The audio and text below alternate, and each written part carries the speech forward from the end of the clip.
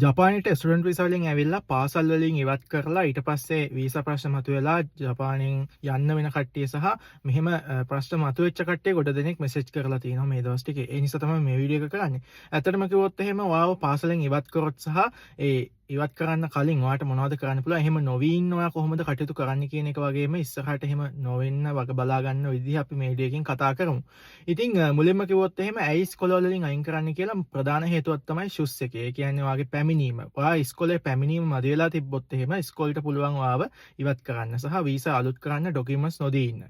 ඒ වගේම තමයි දෙවෙනි කාරණාව ෆීස් ගෙවන්න එක. ෆීස් කියන එක ඇත්තටම ඔයාට නියමිත කාලයක් දීලා තිනවා. ඒ නියමිත කාලය ඇතුළත ඔයා ෆීස් නොගෙව්වොත් සහ ඔයාට ඒක කතා බහ කරලා පොඩ්ඩක් කල් දාගන්න පුළුවන්. හැබැයි කිහිප වතාවක් එහෙම කරලා ඒත් ඔයා ගෙවලා නැත්තම් එතෙන්දී පාසලට හැකියාවක් තියෙනවා ඔයාව අයින් කරන්න. ඉතින් ඒකත් එක හේතුවක් වෙනවා. මොකද හේතුව ජපානයේ නීතියට උඩින් කිසිම දෙයක් නැහැ. නීතිය තමයි අංක 1. ඒ නිසා අනිවාර්යයෙන්ම කිව්වොත් කිව්වා.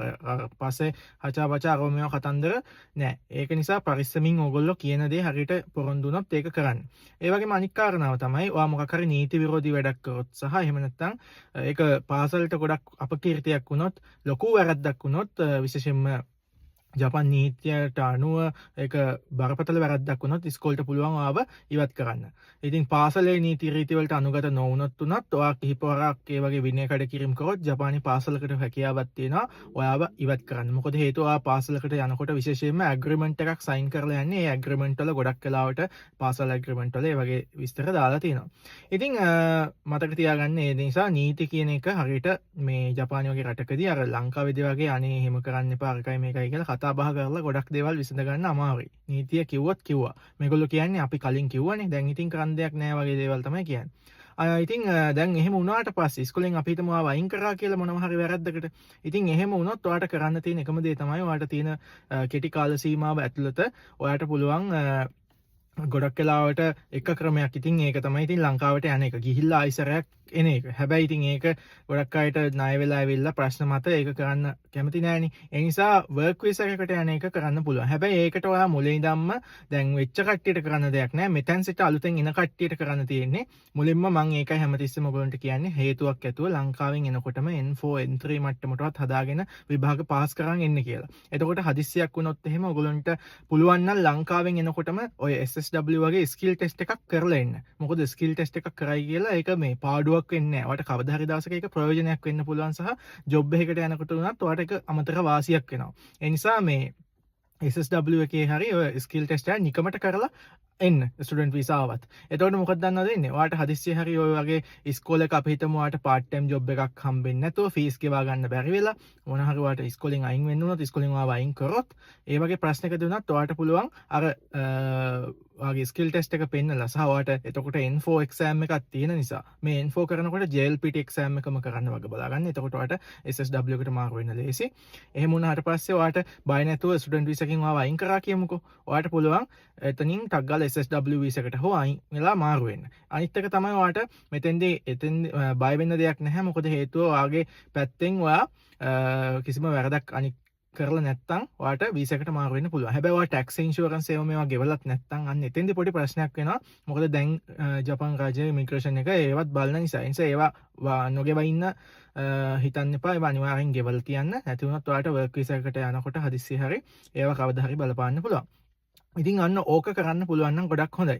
අනිත් එක තමයි අපි දන්නවා ගොඩක් වෙලාවට දැන් ජපානයේ තියෙන සිටුේෂන්ස් නීති රීති තවත් මේ තද වෙලා තියෙන්නේ.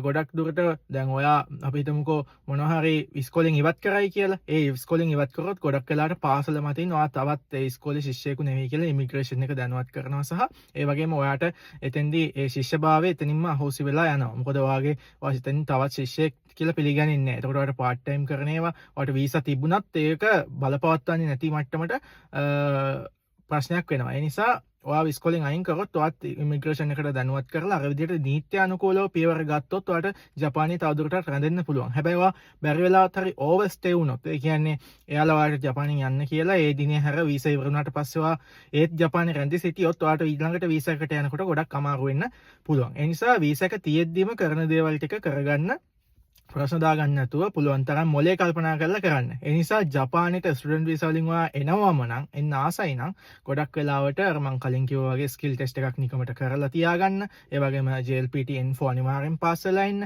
එතකොට බය වෙන්න දෙයක් නැහැ. සේෆ්ටි එකට හොඳයි. මොකද අපි දන්නවා දැන් ඔය හෑන්ඩ් කෑෂ් ජොබ් අරවා මේවා ප්‍රශ්න ගොඩක් තියෙනවා. ඉතින් part time jobs පැය 28ට වඩා වැඩියෙන් කරන්න බෑ. අරක මේක කියලා. ඉතින් ෆීස් ගෙවන්න ගොඩක් අයට අමාරු වෙනවා. ඒ නිසා පරිස්සමෙන් මොලේ කල්පනා කරලා මොලයක් තියෙනවනේ. ඒක කල්පනා කරලා ස්මාර්ට් විදියට වැඩ කරන්න. ස්මාර්ට් විදියට වැඩ කරොත් ඔයාට දෙයක් කරගන්න පුළුවන් සහ මේ ප්‍රශ්නය විසඳගන්න ප්‍රශ්නයක් ඇති නොවී තියන්න තිබ්බොත් ඔයාට ආයි විසඳ ගන්න දෙයක් නැහැ. ඉතින් ඒ නිසා එතන මොලේ කල්පනා කරලා ස්මාර්ට් වෙන්න. මොකද හේතුව ඔන්තරම් ක්‍රම තියෙනවා. අපි ඒව නොදැන ගිහිල්ලා ප්‍රශ්න දාගෙන අපරාධ නිකන් ඔයාලා විනාශ වෙනවා. එහෙම නොවි මොලේ කල්පනා කරලා කරන්න. එහෙම නැතුනොත් ඔයා ගොඩාක් ණය වෙලා යනවා නම් ඉතින් කලින් කියනවා වගේ අර ලොකු සල්ලි හම්බ කරන්න බලාපොරොත්තු වෙනවා නම් ස්ටුඩන්ට් වීසා නැතුව ඔයා ගොඩක් ණය වෙලා යනවා නම් SSW වගේ වර්ක් වීසා එකකින් එන්න. ස්ටුඩන්ට් වීසා ආවත් කමක් නැහැ. ඇත්තටම ඉගෙන ගන්නම ඕනේ නම් හැබැයි N4 N3 වත් පාස් කරලා එන්න. මොකද ජපානයේ තියෙන තත්ත්වය දැන් වෙනස් නිසා. ඉතින් මොකද ගොඩක් අය මට මේ මැසේජ් කරලා තියෙනවා. අනේ ඉස්කෝලෙන් අයින් කරා මොකද කරන්නේ කියලා. එහෙ පව් නංගිලා මල්ලිලා ගොඩක් ඒ වගේ අය ඉන්නවා. ඉතින් එහෙම අය ගැන තමයි මම අද කතා කරේ. එහෙම නොවෙන්න වග බලා ගන්න. මොකද හේතුව අපරාධයක් ඒක ස්ටුඩන්ට් වීසා එකකින් ඇවිල්ලා ඔයාට ආයිසරයක් යන්න වුණොත් විශාල මුදලක් වැය කරලා නේද අම්මලා තාත්තලාගේ සල්ලි සෑහෙන ප්‍රමාණයක්නේ. ඒක හරි අපරාධයක් වෙනවා. ඒ නිසා පරිස්සමින් මොලේ කල්පනා කරලා වැඩ කරන්න.